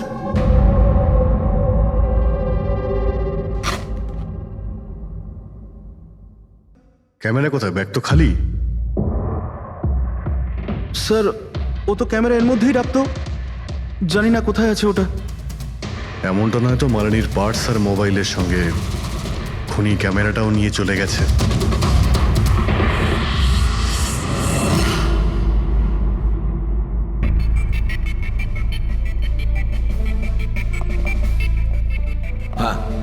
স্যার এই স্পিড ডেটিং এর কনসেপ্টটা তো বেশ ভালো, কিন্তু যদি সাবধান না থাকা হয় তো খুবই ক্ষতি হতে পারে। হ্যাঁ স্যার, এদের মধ্যে কেউ ক্রিমিনালও হতে পারে। একদম ঠিক, কিন্তু এই সাবধানতাটা ইভেন্ট ম্যানেজারের এবং সমস্ত পার্টিসিপেন্টদের এটা বোঝা উচিত।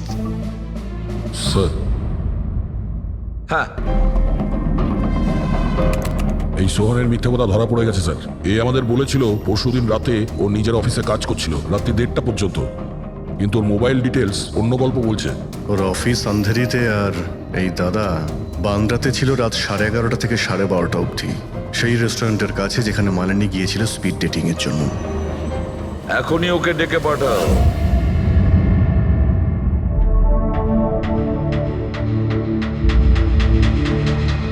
স্যার আপনাদের মনে হয় কোথাও ভুল হচ্ছে।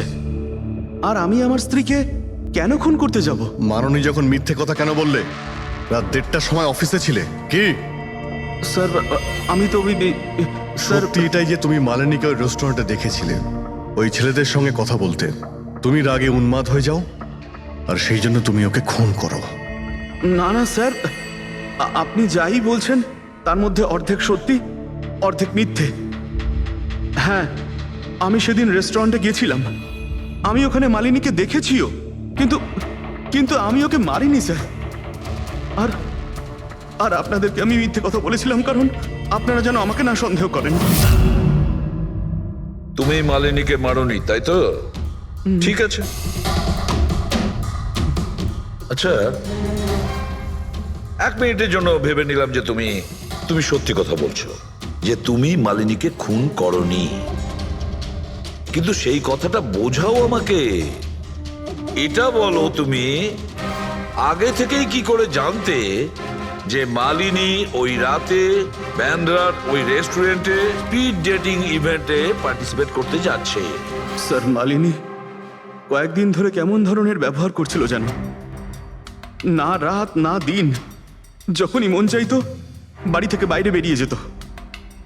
যখনই আমি এই ব্যাপারে ওর সাথে কথা বলতে যেতাম তো তো তো অজুহাত দেওয়া শুরু করতো। তারপরে সেদিন রাতে আমার বন্ধুর মারফত আমি জানতে পারি যে ও ব্যান্ড্রার একটা রেস্টুরেন্টে বসে আছে।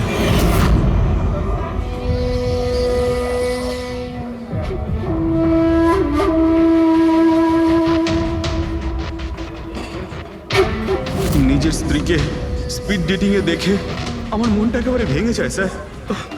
আমার মনে হয়েছিল যে আমার ভালোবাসায় কি কোনো খামতি রয়েছে, কিন্তু আমি ওই মুহূর্তে ওই রেস্টুরেন্টে ওর সাথে ঝগড়া করিনি।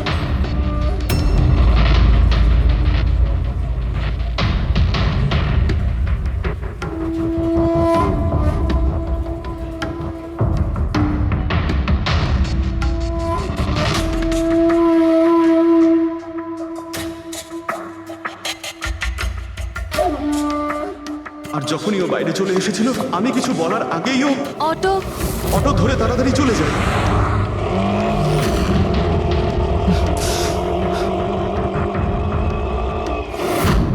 স্যার আমি সত্যি কথা বলছি, আমার উদ্দেশ্যটা শুধু ওর সাথে কথা বলাই ছিল, ওকে একেবারেই প্রাণে মারতে নয়। আফসোস যে মালিনীর সাথে আমি শেষ কথা বলতে পারলাম না।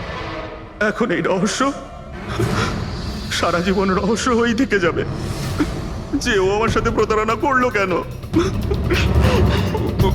ও তোমার সঙ্গে প্রতারণা কেন করলো? ঠিক আছে, এবার আমি তোমাকে যেতে দিচ্ছি, কিন্তু এটা ভেবো না তুমি যে আমরা তোমাকে সন্দেহ করছি না। সেটা তো ততক্ষণই থাকবে যতক্ষণ না তুমি নির্দোষ প্রমাণিত হচ্ছ। বুঝেছো তুমি?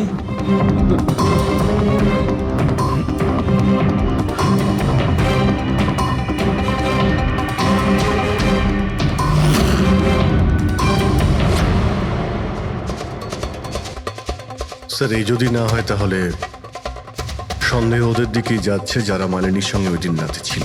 রবি, কিছু জানতে পারলে? স্যার ওই দিন রাত্রে মালিনী 6 জন লোকের সাথে কথা বলেছিল। সুনীল, আরজে, হেমন্ত, গৌরব, ময়ূক আর প্রতীশ। একটা কাজ করি আমরা, ওই 6 জনকে রেস্টুরেন্টে ডাকো, ভালো করে জিজ্ঞাসাবাদ করতে হবে। খুনি নিশ্চয়ই এদেরই মধ্যে কেউ হবে। স্যার এই কেসটা তাড়াতাড়ি সলভ করুন না, আমাদের রেস্টুরেন্টের খুব বদনাম হচ্ছে। একটা নিরীহ মেয়ে খুন হয়েছে, হ্যাঁ, আর তুমি তোমার রেস্টুরেন্টের নাম নিয়ে পড়ে আছো। শুধু নিজের ব্যাপারে তুমি ভাবছো, একটু সমাজের ব্যাপারেও ভেবে দেখো। হ্যাঁ স্যার, হ্যাঁ স্যার সবাইকে আধ ঘন্টার গ্যাপে গ্যাপে ডেকেছি। ঠিক আছে, গুড। একটা কথা ঠিক করে বলো, যখন এখানে ইভেন্ট চলছিল তখন তুমি এখানেই ছিলে তো? হ্যাঁ স্যার। তাহলে যদি এদের মধ্যে কেউ আমাদের কাছে মিথ্যে কথা বলে, কোনো কিছু লুকোনোর চেষ্টা করে, তাহলে সঙ্গে সঙ্গে আমাদের বলে দেবে, কেমন? ঠিক আছে স্যার। স্যার মেয়েটা সুন্দরী ছিল, কিন্তু ততটাই বোরিং।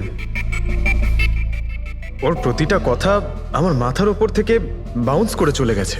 স্যার ও তো আমার সাথে বেশি কথাও বলেনি। হতে পারে যে আমাকে দেখে ও লজ্জা পেয়েছিল, বা আমাকে ওর আদৌ পছন্দ হয়নি। স্যার ও আমার সঙ্গে ছিল আবার ছিলও না। ছিল অথচ ছিল না মানে? স্যার অ্যাকচুয়ালি ও কথা তো আমার সঙ্গেই বলছিল, কিন্তু ওর মন অন্যদিকে ছিল, বারবার অন্য কাউকে দেখছিল। স্যার আমার মনে হয় ও আমার এবং আপনাদের সবার সময় নষ্ট করছে। ওর লাইফ পার্টনার বেছে নেওয়ায় কোনো ইন্টারেস্টই ছিল না স্যার। তার থেকেও বড় কথা স্যার, ওর মন অন্য কোথাওই ছিল। স্যার আমার তো ওকে খুবই পছন্দ হয়েছিল, কিন্তু মনে হয় ওর আমাকে পছন্দ হয়নি।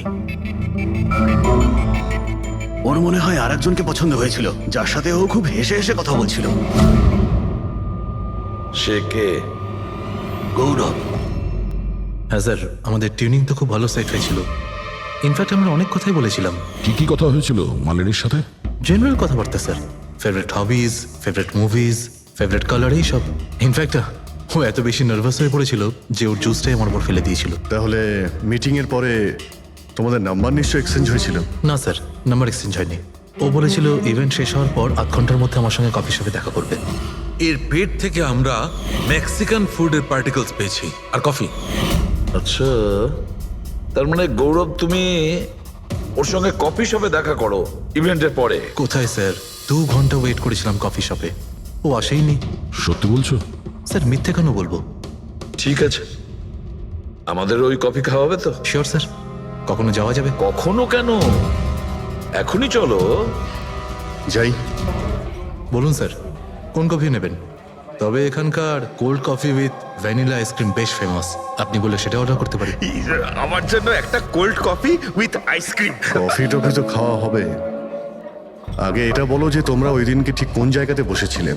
ওহ স্যার, আমরা ভেবেছিলাম আমরা কফি খেতে এসেছি, কিন্তু আপনি তো এখনো আপনার তদন্ত চালিয়ে যাচ্ছেন। তদন্ত শেষ হওয়ার পরে কফি খাওয়ার যে মজা সেটা এখন পাবো না। Hello sir. পরশু রাতে সিসিটিভি ফুটেজ আমরা দেখতে চাই ম্যানেজার বাবু। সরি, কিন্তু সিসিটিভি ক্যামেরা তো 1 মাস ধরে আউট অফ ওয়ার্কিং। আর ঠিকও করেননি। স্যার বিজনেস একেবারে জিরো, ক্যাফেতে অলরেডি লোকসানই হচ্ছে। আমি ভাবলাম যে এর মধ্যে আবার নতুন করে আলাদা এক্সট্রা ফালতু খরচা করে কি লাভ। আচ্ছা,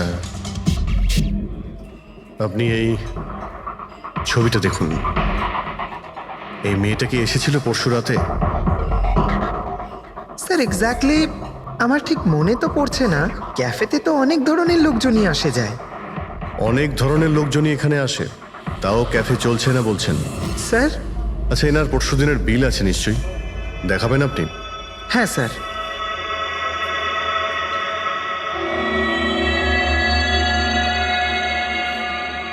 স্যার এই যে বিল, 27 তারিখ রাতের 11টা বেজে 4 মিনিটের বিল এটা।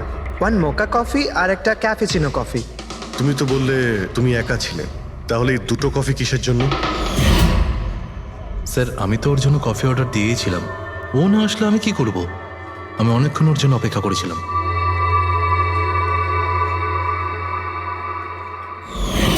স্যার এবার তো খান আমার সঙ্গে কফি। খাবো, নিশ্চয়ই খাবো, কিন্তু কেসটা শেষ হওয়ার পর।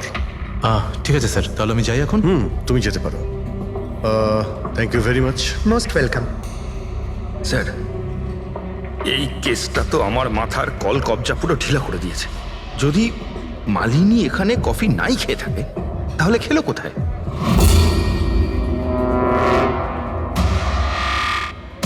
ওই গৌরবী আবার মালিনীকে মেরে ফেলেনি তো?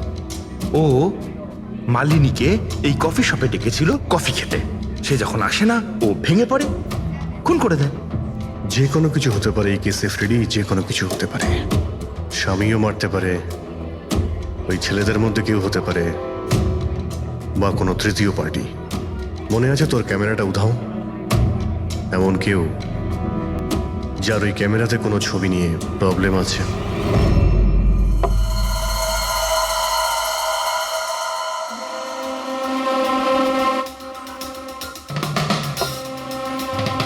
যদি মালিনীর ক্যামেরাটা উধাও হয়ে যায় তাহলে মালিনী নিশ্চয়ই এমন কোনো ছবি তুলেছিল যেটাতে কারোর না কারোর রাতের ঘুম কেড়ে নিয়েছিল।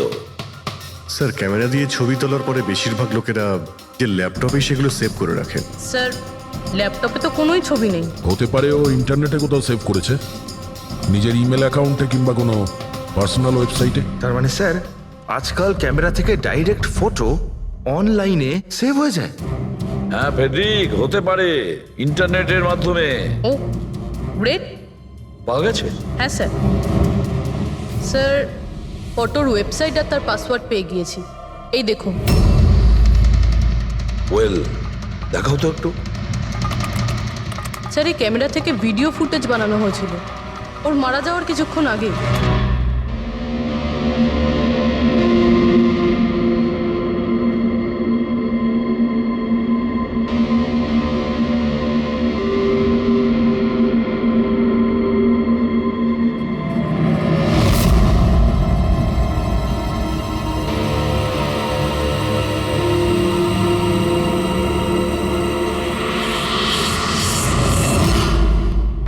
এই ফুটেজের জন্যই মালিনীর খুন হয়নি তো? হতে পারে, নিশ্চয়ই হতে পারে। মনে হচ্ছে এই মালিনী কারোর হয়ে স্পাইগিরি করছিল, কারোর মুখোশ খুলে দিতে চেয়েছিল, আর এই জন্যই ও খুন হয়ে যায়। এই মালিনীর সম্পর্কে আমরা এখনো ঠিক জায়গায় পৌঁছতে পারিনি স্যার। এতক্ষণ মনে হচ্ছিল যে ও স্পিড ডেটিং এর জন্য গেছে, তারপরে জানা গেল যে ও বিবাহিত, মেডিকেল প্রফেশনাল, আর এখন জানা যাচ্ছে ও কারোর ওপর গোয়েন্দাগিরি করছিল। আর ওই গোয়েন্দাগিরিটা কোনো মেডিকেল ফিল্ডের সঙ্গে কানেক্টেড হতে পারে, কারণ ফুটেজে দেখোনি চারিদিকে শুধু মেডিসিন সাজানো। স্যার এই ফুটেজের মধ্যে একটা জায়গাতে একটা ছায়া দেখতে পাওয়া গেল না? খুনির হতে পারে। চেক করি চলো।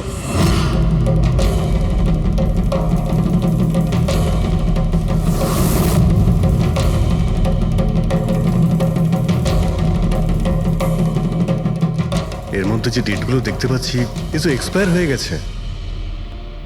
ওষুধগুলোর সঙ্গে অ্যাসিটনও রেখেছে। অ্যাসিটোন? স্যার এই কেমিক্যাল দিয়ে তো ওরা ওষুধের ওপর পুরনো এক্সপায়ারি ডেট উঠিয়ে দিয়ে নতুন ডেট দিতে পারে, আর সেটা ওরা বাজারে ছাড়তে পারে বিক্রির জন্য। কয়েকটা টাকার জন্য মানুষের জীবন নিয়ে এত বড় খেলা খেলছে। এটার খোঁজ নিতেই মালিনী ওখানে গিয়েছিল। হ্যাঁ স্যার, ওই খুনি মালিনীর ক্যামেরাটা তো চুরি করে নিয়েছিল, কিন্তু এটা জানতো না যে মালিনী মরার আগে পুরো ফুটেজটা ওয়েবসাইটে দিয়ে দিয়েছিল।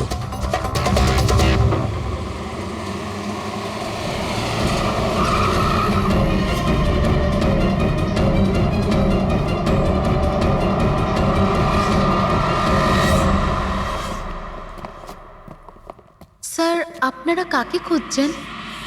আমরা সিআইডি থেকে।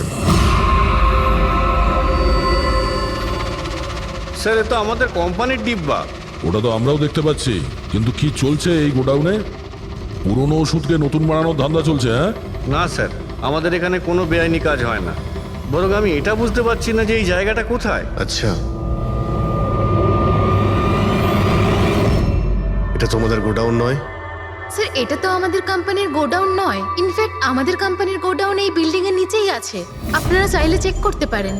নিশ্চয় স্যার, আমাদের কোম্পানির নাম ভাঙিয়ে কেউ বেআইনি কাজ করছে। কিন্তু আপনাদের কোম্পানিতে যে পুরনো ওষুধ, ওগুলো কি করেন আপনারা? স্যার, একটা কোম্পানিকে আমরা কন্ট্রাক্ট দিয়েছি আমাদের কোম্পানির সব পুরনো মেডিসিনগুলোকে ডিস্ট্রয় করার জন্য। আমাদের কাছে রেকর্ডও আছে, আপনি চাইলে দেখতে পারেন। এক মিনিট।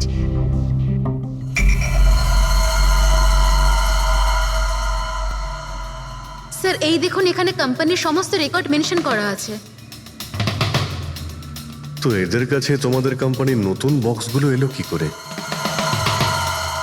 তার মানে পুরো ধান্দাটাই পুরনো ওষুধ নষ্ট করার কোম্পানিতে চলছে। কোম্পানির নাম হলো BTI medical waste management company. এই কোম্পানিতে কার সঙ্গে কথাবার্তা হয় আপনাদের? স্যার, মিস্টার গৌরব কুমার। গৌরব কুমার? এই গৌরব কুমার? স্যার, ইনি মিস্টার গৌরব কুমার। হ্যাঁ স্যার, এই। কিন্তু আপনাদের কাছে এনার ফটো কিভাবে এলো? অনেক বড় ফ্যান আমি এর। দরজা সব লক চেঞ্জ হয়েছে কিনা? হ্যাঁ স্যার, এই নিন। তাড়াতাড়ি সবাই কাজ করো, অনেক কাজ পেন্ডিং রয়েছে। গো। কি ব্যাপার গৌরব, খুব রেগে আছো মনে হচ্ছে? স্যার, আপনারা এখানে আমাকে ডাকতে পারতেন। ভাবলাম বারবার তোমায় কেন কষ্ট দেব, আমরাই চলে আসি। স্যার, এবারে আপনাদের কফি না খাইয়ে ছাড়ছি না। আচ্ছা, কখনো জেলের কফি খেয়েছো? জেলের কফি? হ্যাঁ, অভ্যেস করে নাও, কারণ বাকি জীবনটা তোমার ওখানেই কাটতে চলেছে। স্যার, আপনারা এখনো আমাকে সন্দেহ করেন? সন্দেহ করবো না তো কি করব, হ্যাঁ? ফিগল্যাক্সি কোম্পানির পুরনো ওষুধগুলোকে নতুন করার ব্যবসা করছো তুমি।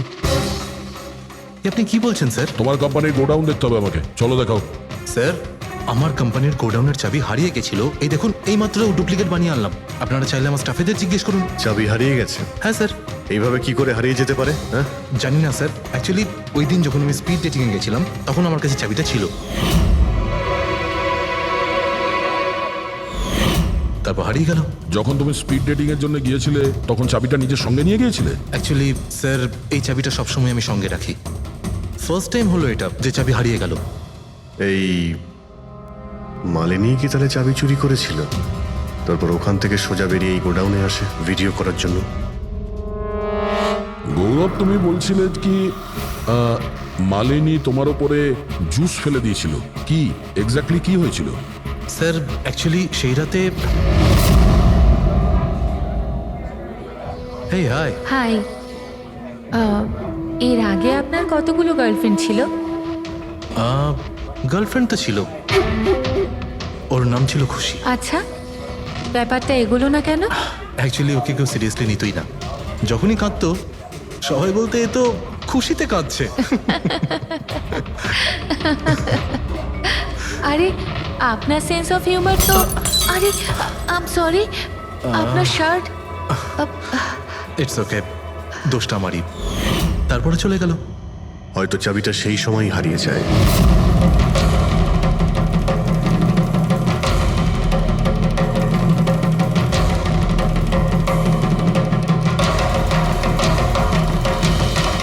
মালিনী চাবি চুরি করেছিল?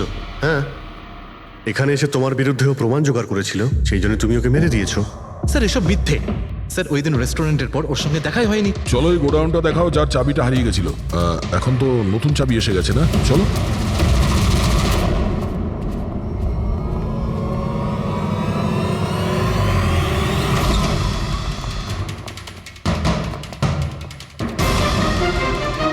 স্যার, এটা তো সেই জায়গাটাই। যার ফুটেজ মালিনী শুট করেছিল।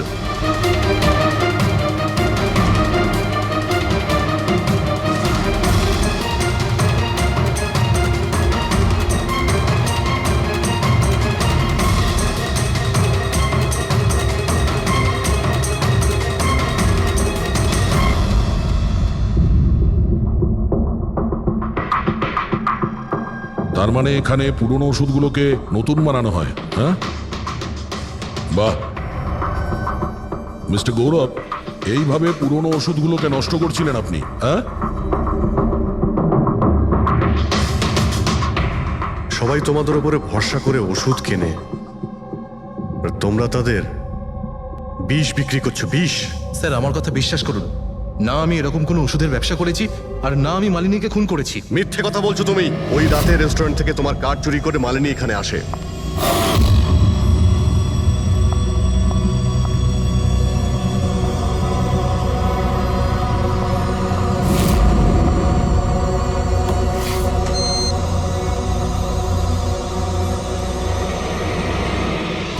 ও এখানে সেই ফুটেজ শুট করে।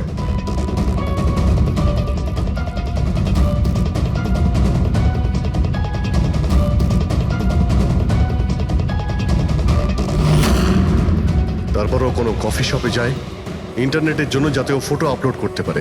এক্সকিউজ মি, ওয়াইফাই এর পাসওয়ার্ড? ঠিক আছে, থ্যাংক ইউ।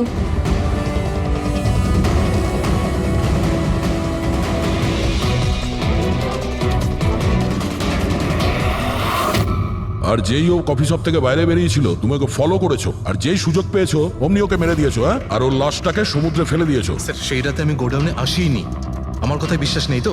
ঠিক আছে, ওয়াচম্যানকে জিজ্ঞেস করুন। ওই ফুটেজে একটা ছায়া দেখতে পেয়েছি, কে ছিল সে? স্যার আমি কি করে জানবো সে কে ছিল?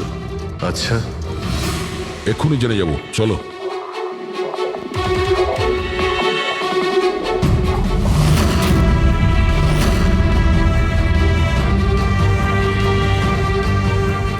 একটা কথা বলো, এই তোমাদের মালিক এর পরশু রাতে এখানে এসেছিল? তোমাদের মালিক এর পরশু রাতে এখানে এসেছিল? না স্যার, এই সাহেব তো আসেননি সেদিন রাতে। আচ্ছা, এই মহিলা এ এসেছিল?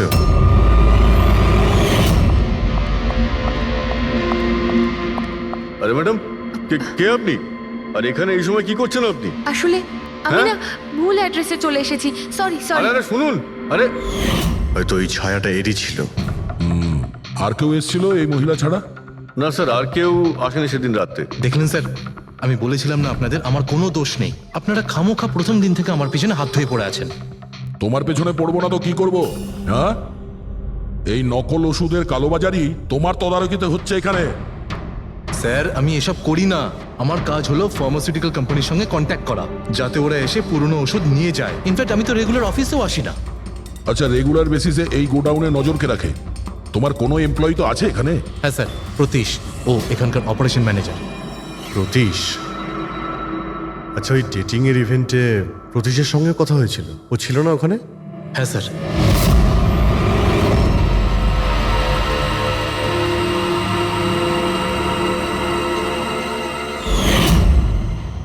আচ্ছা, এরকম নয় তো যে ওই প্রতীশ মালিনীকে দেখে নিয়েছে চাবি চুরি করতে আর ওকে ফলো করেছে? এই প্রতীশের সঙ্গে একটু দেখা করতে হবে।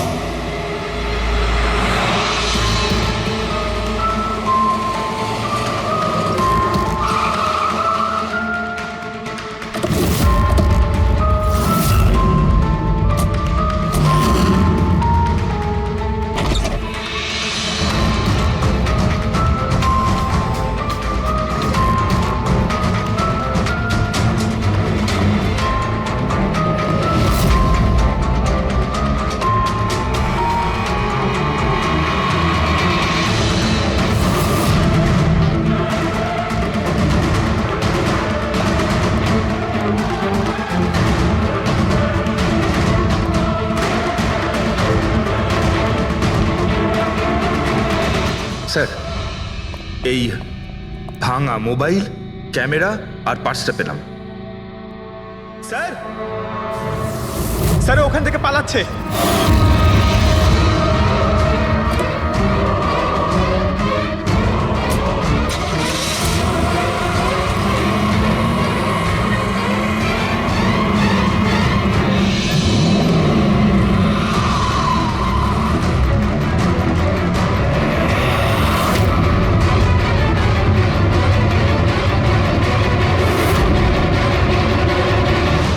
দেখো, মিথ্যে কথা বলে আর কোনো লাভ নেই। সিআইডি সবকিছু জানতে পেরে গেছে। স্যার ভুল করে ফেলেছি আমি। মালিনী সিবিটি হসপিটালে কাজ করত, ওষুধ রিয়াক্ট করা বন্ধ করে দিয়েছে। তখন দেখি কিছু পেশেন্টস মারাও যায়। তারপর ওর মাথায় জেদ চাপলো যে ও জেনেই ছাড়বে যে ওষুধ কাজ কেন করছে না, এর পেছনে কে আছে। মালিনী সন্দেহ হয়েছিল তোমার ওপরে আর তোমার কোম্পানির ওপরে, সেই কারণে ও গোয়েন্দাগিরি করতে ওখানে চলো স্পিড ডেটিং এ পৌঁছেছিল, যেখানে তুমি আর এই গৌরব যাচ্ছিল। হ্যাঁ স্যার, কিন্তু আমি কি করতাম? আমি বাধ্য ছিলাম স্যার, অসহায় ছিলাম। আমার একটা অন্যায় লুকোনোর জন্য আমি আর একটা অন্যায় করলাম। মেরে ফেলেছি মালিনীকে, আমি মেরে দিয়েছি ওকে আমি।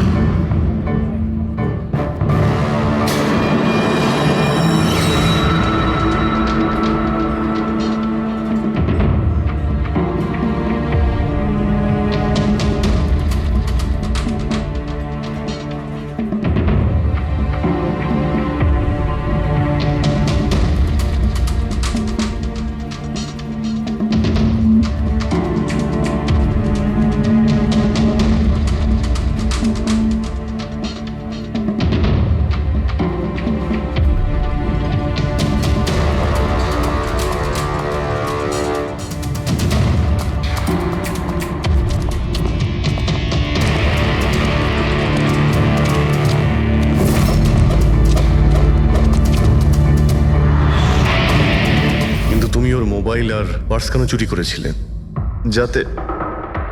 যাতে আপনারা মনে করেন স্যার লুটপাটের চক্করে চুরি হয়ে গেছে। লুটপাট? কিন্তু ওর দামি ঘড়ি আর ডায়মন্ড রিং বের করতে ভুলে গিয়েছিলে।